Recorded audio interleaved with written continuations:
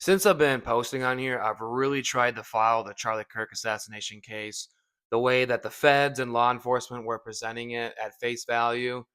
But I've reached a point where I just can't do that anymore. And I'm not trying to be conspiratorial, and I'm not trying to give you some wild theory claiming I know exactly who did it. So I don't know that yet.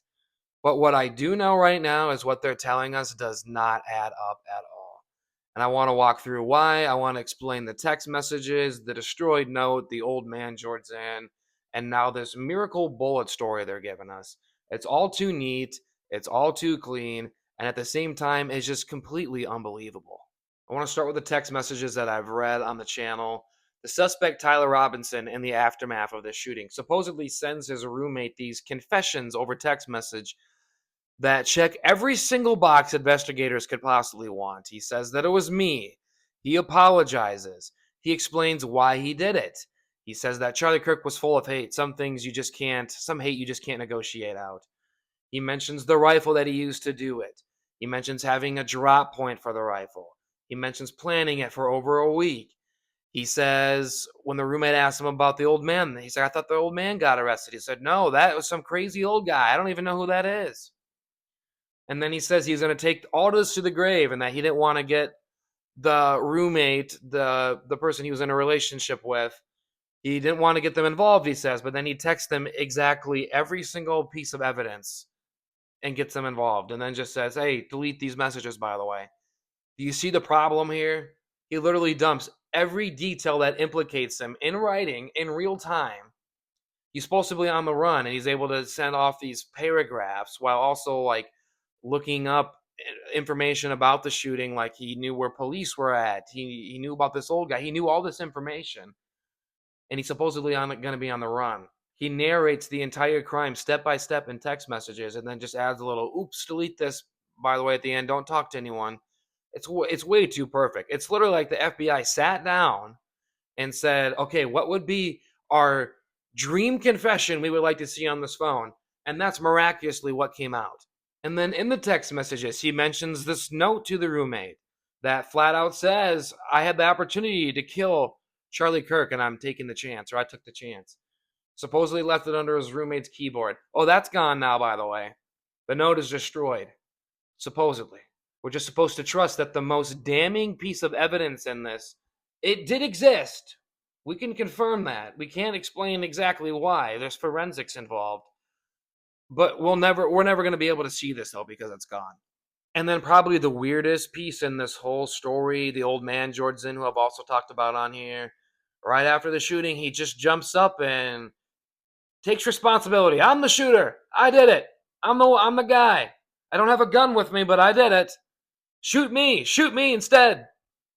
They detain him, they drag him off with his pants down, and poof, he's gone. You do a search for George Zinn on the internet right now, online. There has not been a major news publication report on him in like 5 or 6 days, and that was this reporting of his arrest. I mean, he gets brought in. He flat out says that he was trying to take. It was a false claim. He was trying to take responsibility so that the shooter could get away successfully, but he didn't know who the shooter was, though. He had no idea who it was, or that the shooting was even going to happen. He just concocted this idea in the spur of the moment. So, I mean, even if he didn't know him personally, even if he wasn't part of the plan, this is still just a very random thing to yell in the middle of a national tragedy.